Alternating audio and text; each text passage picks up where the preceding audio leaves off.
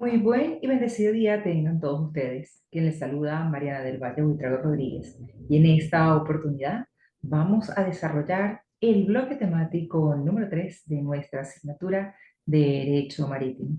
A razón de esto, vamos a abordar dos importantes instituciones dentro de el derecho marítimo, las cuales son los contratos marítimos y los riesgos marítimos. Por eso les invito a que me acompañen en el desarrollo de este bloque temático y para esto, desde ya, me voy a permitir compartir pantalla para hacerlo propio. Cuando hacemos referencia a los contratos, recordemos que la figura como tal está contemplada dentro de nuestro Código Civil como esa convención que acuerdan dos personas para reglar, constituir, extinguir un vínculo jurídico. Y a razón de esto, este concepto fundamental debe ser trasladado a el derecho marítimo para poder definir lo que es el contrato marítimo.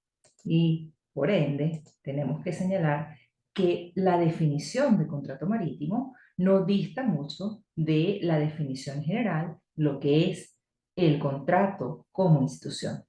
Así que debemos señalar que el contrato marítimo es esa relación jurídico-contractual que se va a desarrollar en el ámbito de todas las relaciones marítimas o de comercio marítimo, teniendo como objeto la embarcación o el buque y dentro de los sujetos vamos a conseguir al propietario, a el armador del buque, y por si fuera poco, vamos a conseguir otras personas que podrán ser denominadas como el arrendador o el fletante, entre otros. Y por ende, nosotros vamos a señalar que existen dentro del derecho marítimo varias modalidades de contratos marítimos, dentro de los cuales vale mencionar el contrato de fletamento, el contrato de arrendamiento o casco desnudo, el contrato de transporte de personas, el contrato de mercancías. Pero desde ya les invito a que conozcamos cada una de estas figuras. Vamos a iniciar entonces con el contrato de arrendamiento a casco desnudo.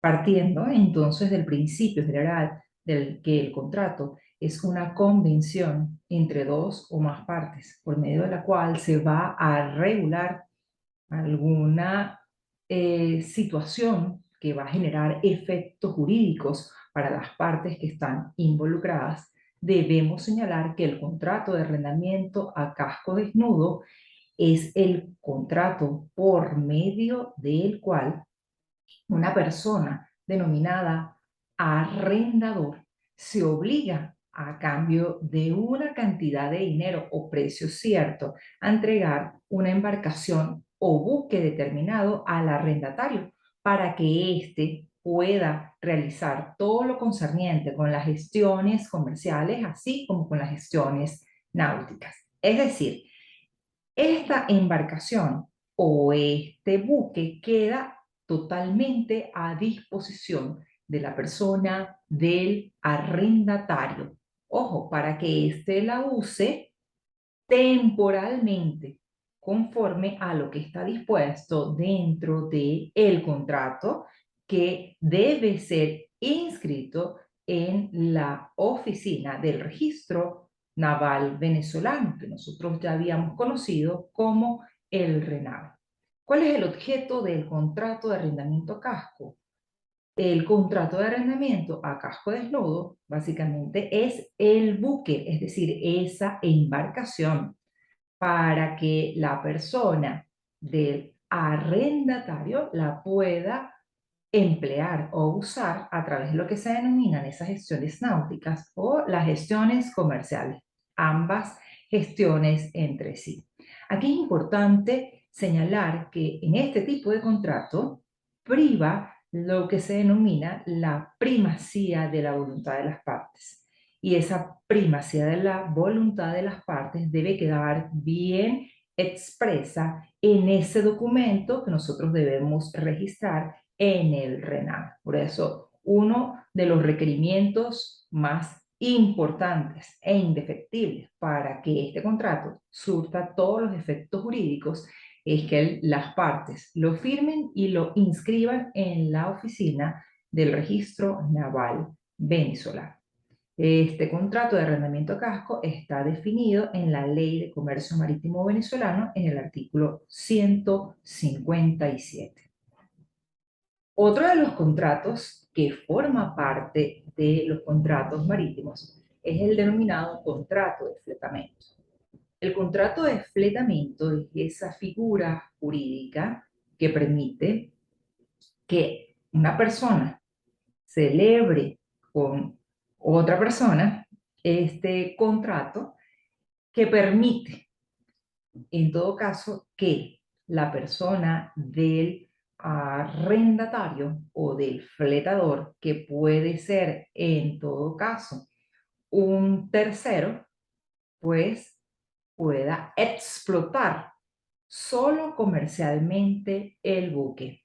Y por ello, el propietario o el armador o fletante va a entregarle solo a través de un documento esa explotación, pero solo de las gestiones comerciales, lo que significa que el armador o fletante va a tener todo el poder de administración o todas esas atribuciones náuticas que le confiere ese documento.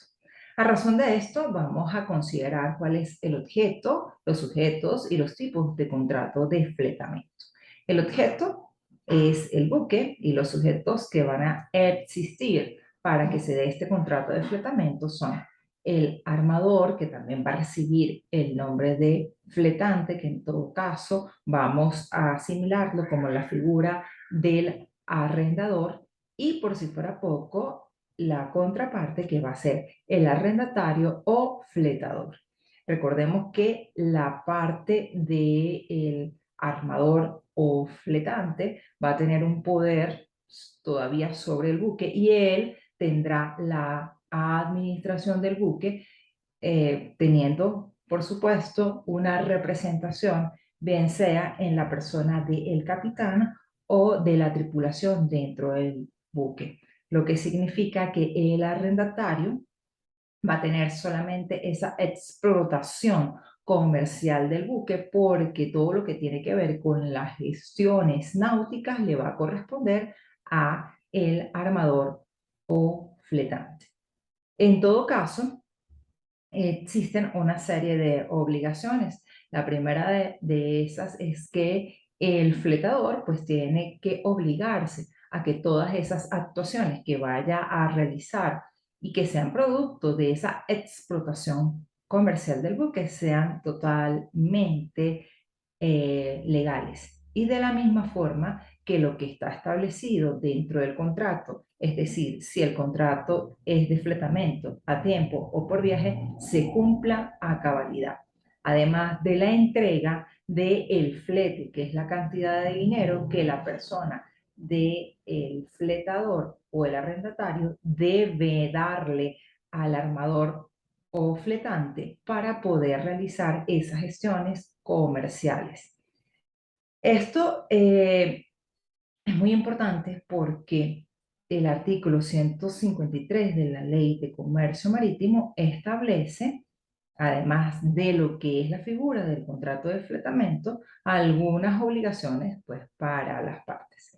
Y de la misma forma surgen obligaciones para el armador o el fletante, que en este caso va a ser conocido como el arrendador, y dentro de las obligaciones que podemos enumerar están la de que el armador debe dar todas las provisiones necesarias, tanto para el capitán como para la persona de la tripulación, para que ellos puedan realizar la travesía sin ningún inconveniente.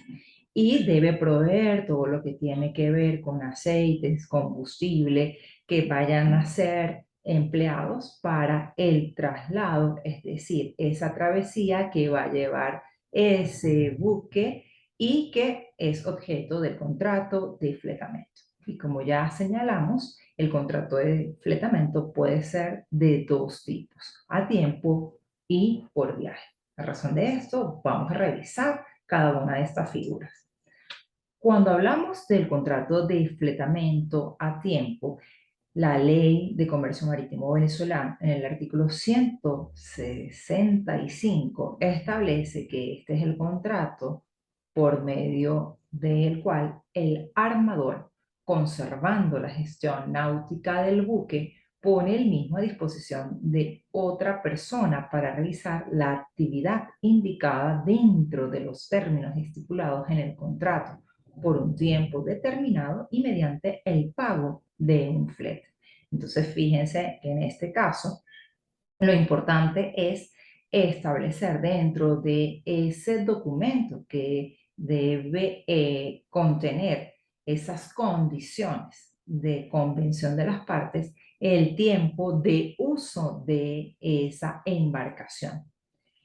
Y debe ser un tiempo determinado. A cambio de esto, pues el fletante va a seguir conservando, como ya dijimos, todo lo que tiene que ver con las gestiones náuticas, en tanto que la persona del fletador es el que va a disponer del tiempo para poder realizar las gestiones comerciales del buque. Y de seguida vamos a revisar el contrato de fletamento por viaje. Este contrato de fletamento por viaje está definido en el artículo 177 de la Ley de Comercio Marítimo, bajo el siguiente tenor. En el contrato de fletamento se establece que el transporte de un barco se da desde un lugar de zarpe al arribo de la carga para cargar o descargar, y esto ocurre mediante el pago correspondiente del flete por viaje realizado. Este contrato de fletamento por viaje es muy particular porque van a poder surgir dentro de las partes estas condiciones. Primero tenemos la persona del fletante, que como ya sabemos es la persona del armador, pero pudiese ocurrir que con persona que esté conviniendo con el contrato de fletamento por viaje tengamos varios fletadores, es decir, varias personas que quieren que en el buque se pueda realizar una travesía para trasladar una mercancía de un lugar a otro, obviamente por esta vía marítima y empleando como medio de transporte esa embarcación. Y recordemos que existen los containers y todos estos elementos que permiten el traslado de esa carga para poderla identificar, para poderla resguardar. Y a razón de esto es que el fletador puede ser una persona o pueden ser varias personas que busquen con el fletante esa travesía de un lugar pues a otro para poder llevar esa mercancía en el tiempo dispuesto. A cambio de de ese contrato, pues obviamente el fletador debe entregar una cantidad de dinero, que es lo que nosotros conocemos como flete, por esa actividad. Y está dispuesta como esa actividad por medio de la cual se va a trasladar la carga. Y allí pues es necesario que se tomen todas las consideraciones para poder determinar cuál es la carga, de quién es la propiedad, qué es lo que se está transportando, entre otras condiciones fundamentales de este tipo de contratos. De la misma manera, vamos a conseguir dentro de los contratos marítimos el contrato de transporte de pasajeros. Este contrato está definido dentro de la Ley de Comercio Marítimo a partir del artículo 176 al 311 inclusive, pero de manera muy precisa el redactor de esa norma ha dispuesto que el contrato de transporte es ese convenio que celebra un porteador, que en este caso es el armador, en su nombre para el transporte por agua de una o más personas y sus equipajes, mediante el pago de una contraprestación. A razón de esto, tenemos que señalar cuál es el objeto del contrato de transporte. Y el objeto del contrato son las personas naturales, así como su equipaje, entendiendo como equipaje el equipaje de mano y el que debe ir eh, dentro de la embarcación, pudiendo incluir todo lo que tiene que ver con animales vivos, así como mercancía seca y, ¿por qué no? Pudiésemos también incluir vehículos propiedad de las personas naturales que están celebrando con el porteador ese contrato de pasajeros.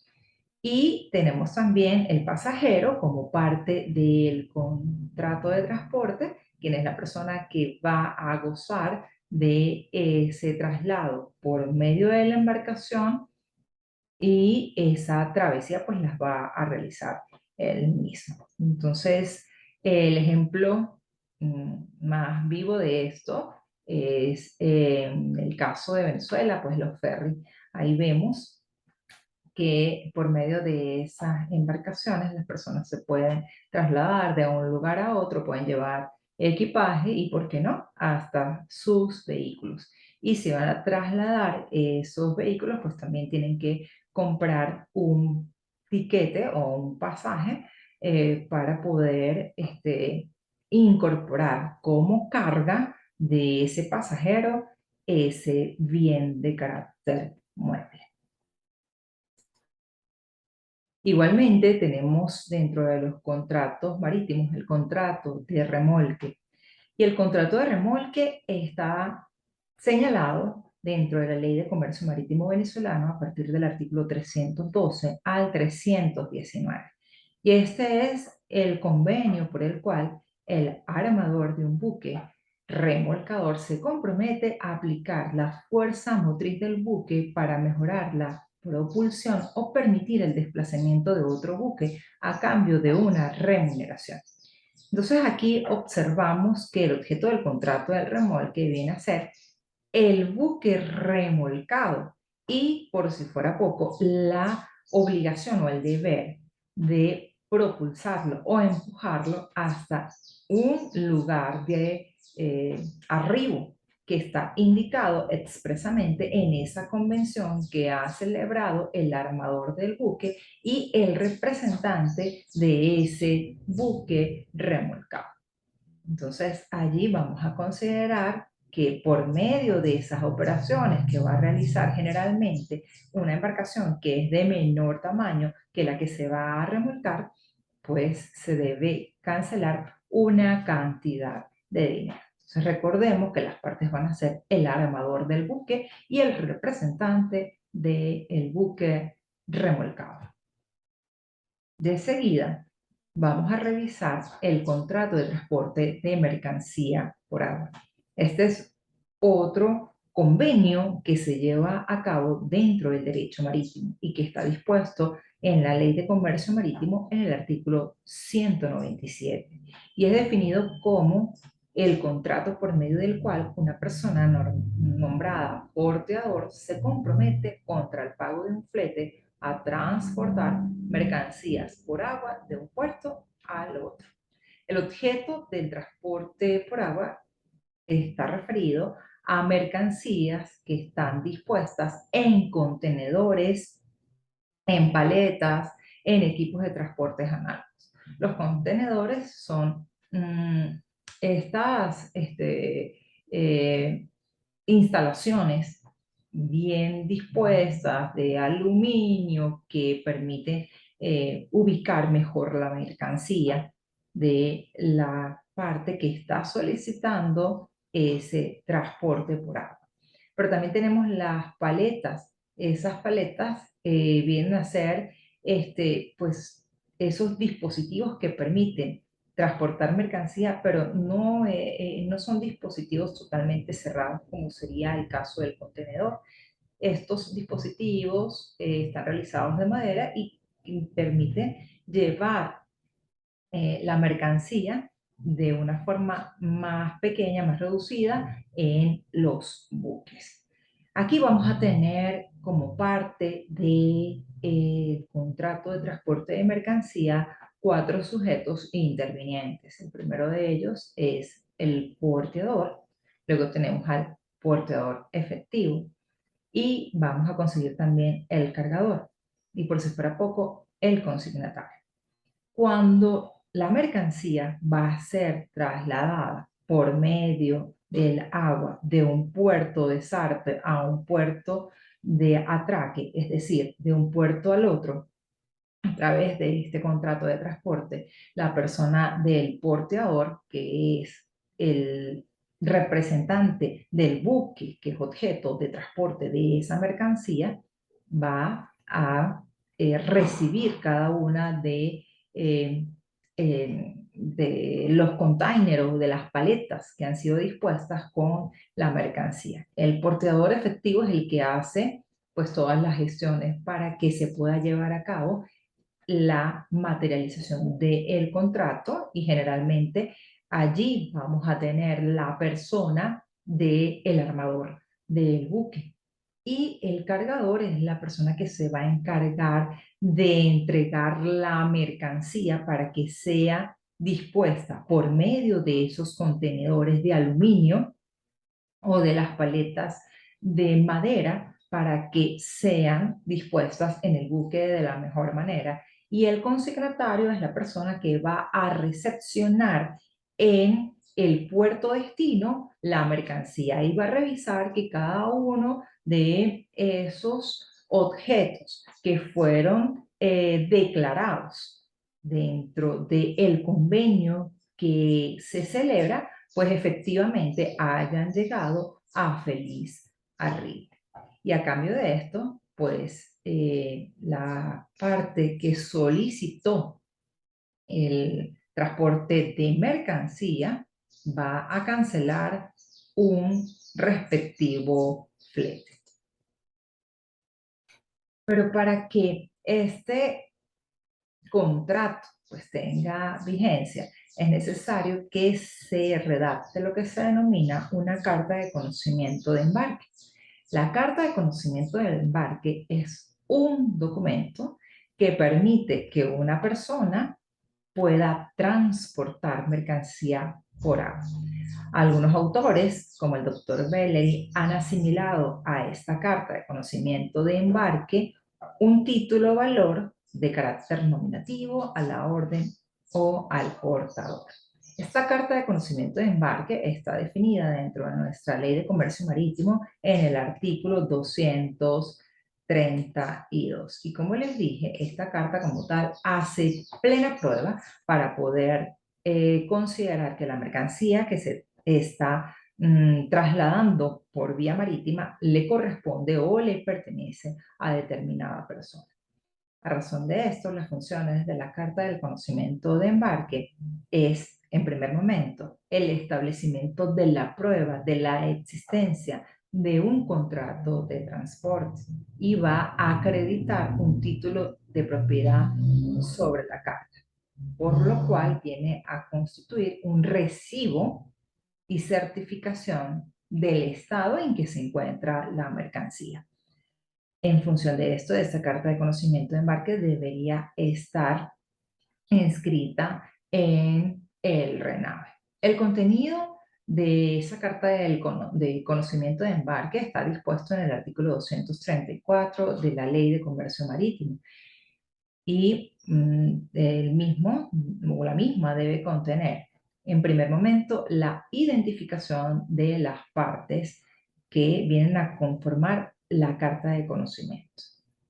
Y por si fuera poco, la identificación detallada y pormenorizada de la mercancía. Indicación del puerto de descarga, el valor del flete, la fecha y el plazo convenido para la entrega de las mercancías, así como la naturaleza y el valor de la mercancía. ¿Quién debe firmar esa carta de conocimiento de embarque?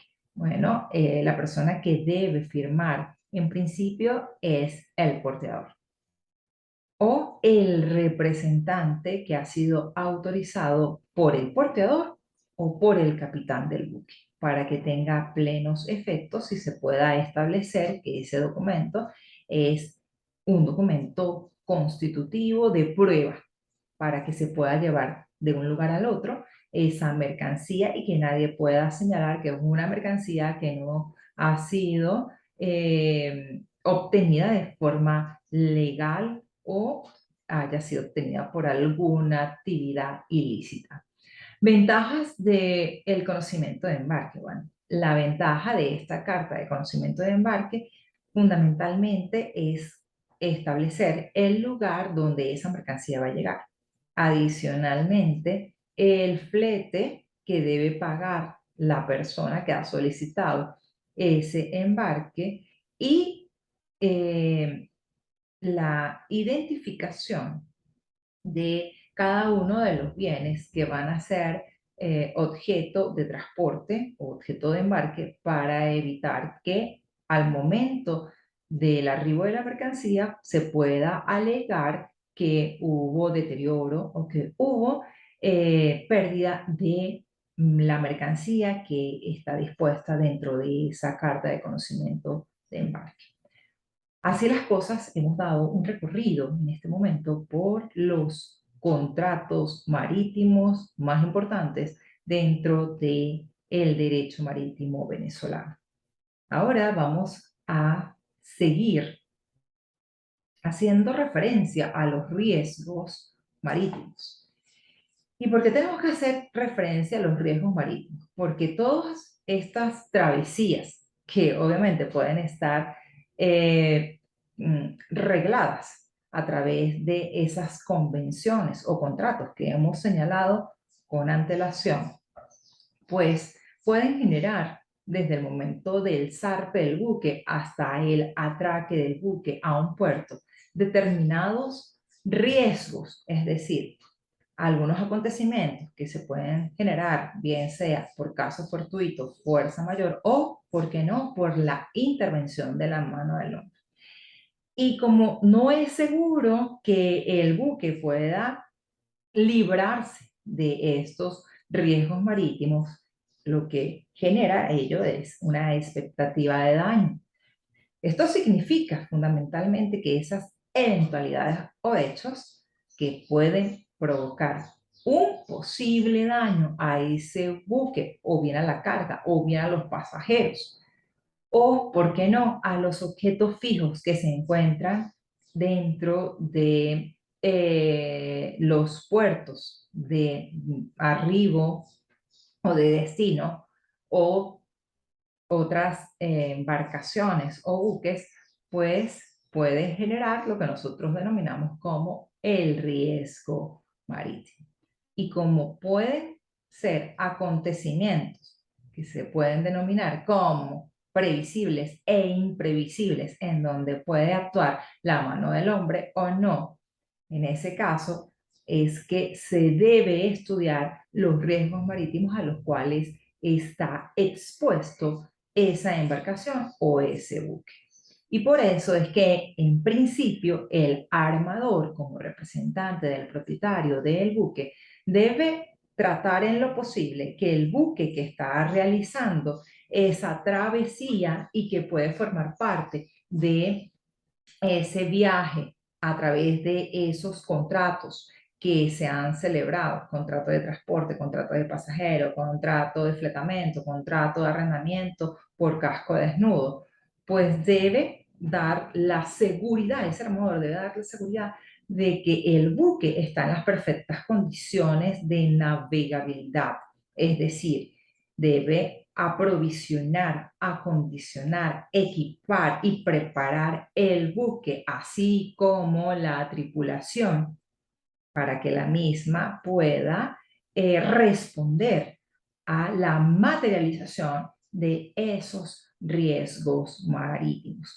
porque ellos saben que el buque puede tener que sortear esas situaciones o esos acontecimientos que pueden ser en primer momento previsibles, como por ejemplo una tormenta, o imprevisibles, es decir, que se pueden generar de un momento a otro y que el buque está expuesto a ellos. A razón de esto, la Organización Marítima Internacional ha establecido una serie de normas o de medidas para evitar que los riesgos marítimos sean una situación que sea imposible de sobrellevar. Y por ende, la Organización Marítima Internacional, que es dependiente, como ya dijimos, de la ONU, ha establecido algunas gestiones para tratar de alivianar o mitigar todo lo que tiene que ver con esos riesgos marítimos. Por ello, ha elaborado una serie de orientaciones que vienen a sopesar pues todas esas situaciones que de alguna manera ponen en riesgo no solamente la estructura del buque, sino también la vida de las personas que están siendo transportadas en los buques, así como también la vida de las especies acuáticas. A razón de esto es que la Organización Marítima Internacional ha elaborado una serie de convenios, una serie de códigos internacionales en función de la protección a los buques y también a las personas que se trasladan por medio de ellos. Y dentro de los riesgos marítimos que se pueden enumerar, encontramos en primer momento la piratería y mano armada contra los buques. Este riesgo marítimo ha sido definido por la doctrina como un acto de depredación y violencia contra las personas realizadas en el mar o desde él por individuos de la dotación de un buque que se ha colocado fuera de la jurisdicción de todo Estado perteneciente a la comunidad internacional y lo emplean indistintamente contra súbditos de uno u otro país sin tener comisión alguna legítima de guerra.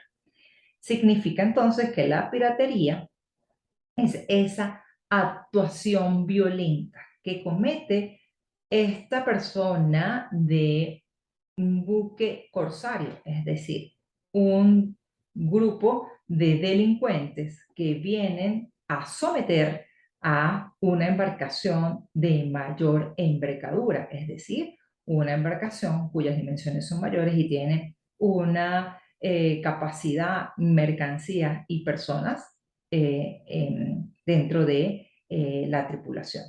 Entonces, fíjense que estas personas que son denominadas como corsarios son delincuentes que se van a trasladar en embarcaciones más pequeñas, en lanchas que tienen motores a bordo y a mano armada van a arremeter contra un buque mercante para poder hacer actos de delincuencia, de violencia, de depredación y apropiarse indebidamente de la mercancía o de los bienes que son parte de la tripulación o de los pasajeros de esos buques. Generalmente esos corsarios están dispuestos en un número no superior a 7 personas, pero frente a esa pequeña embarcación, luego va a venir una embarcación mucho más grande que va a tener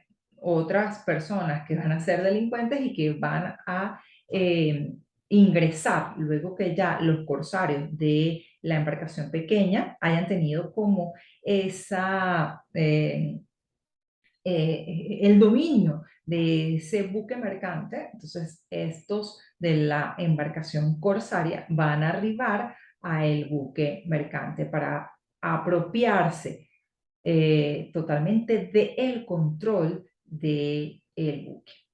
El Código Penal venezolano, específicamente en el artículo 153, se establece este riesgo marítimo de piratería a razón de el siguiente tenor.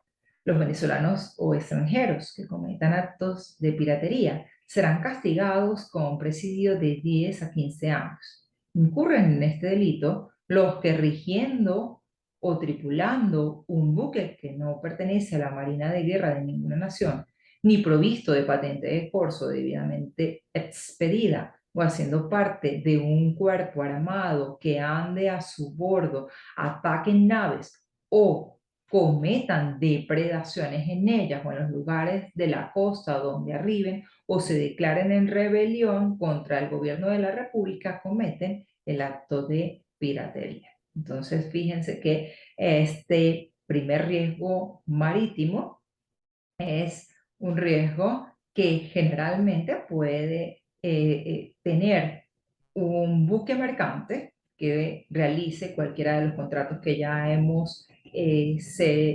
señalado en esta clase asíncrona y que puede generarse, por supuesto, a través de una actuación violenta que cometen esos corsarios para apropiarse de la mercancía que está siendo trasladada. Luego tenemos la protesta de mar.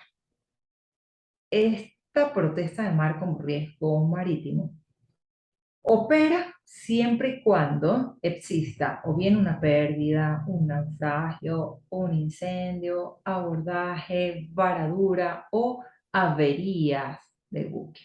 Y la protesta de mar es ese acto por medio del cual, bien sea el capitán de el buque o cualquier otra persona que tenga un conocimiento directo, debe informar a la autoridad acuática consular del respectivo puerto de arribo que ha ocurrido durante la travesía un accidente marítimo que puede afectar la responsabilidad del buque y de sus dependientes. Allí se va a establecer cada uno de los detalles o de las particularidades que se generaron porque es importante informar a la autoridad acuática de ese riesgo marítimo dentro de las 24 horas siguientes al momento en que se ha arribado a un puerto para que la autoridad acuática tome los correctivos posibles. Esa declaración se puede hacer por escrito o a través de medios electrónicos para que la autoridad acuática pues, pueda realizar las labores pertinentes y no llegue a mayores ese accidente que, o que ha sufrido el buque. Y como se señaló, este opera por naufragio, incendio, abordaje, por la pérdida o por la varadura o las averías de un buque. Otro riesgo marítimo que obviamente debe ser reportado a la autoridad acuática es el abordaje entre buques. El abordaje entre buques es esa colisión entre buques que se genera por un contacto material violento entre dos o más embarcaciones que navegan por un mismo espacio acuático. Esto está definido en el artículo 320 de la Ley de Comercio Marítimo. Y en este caso, como el abordaje de buque es un daño que se ocasiona a un determinado buque, hay que establecer la responsabilidad, señalando quién fue la persona que generó que se provocara ese contacto material violento.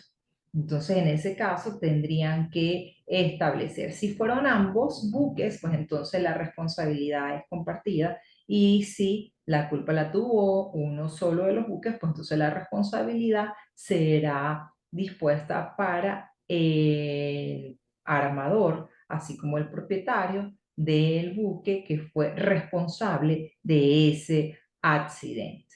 Y como ya se dijo, esto debe ser reportado dentro de las 24 horas siguientes a la autoridad marítima para que se tomen los correctivos respectivos.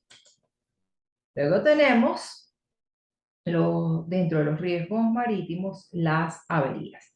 Este es otro de los casos por medio de los cuales se puede generar o bien una pérdida o un daño de la embarcación o del buque o de la carga que se va a generar por esa travesía que se lleva. Y estas averías pueden ser de dos tipos. Pueden ser averías a la gruesa o averías simples. Cuando tenemos averías a la gruesa, ¿qué es lo que ocurre? Se toma en cuenta que existe un riesgo marítimo y el capitán del buque, para salvar la mayoría de la tripulación y no seguir poniendo en riesgo el buque, lo que hace es que solicita que la mercancía que está siendo trasladada sea lanzada a la mar. Esto es una avería a la gruesa, tanto que una avería simple es la misma situación, pero no van a lanzar todas y cada una de las mercancías que se llevan transportando, sino algunas de las mercancías para evitar que el riesgo se siga eh, propiciando. Esto está dispuesto dentro de la Ley de Comercio Marítimo en la redacción del artículo 365. Y básicamente la avería son pérdidas o daños que va a sufrir el buque o la carga con ocasión del transporte por agua.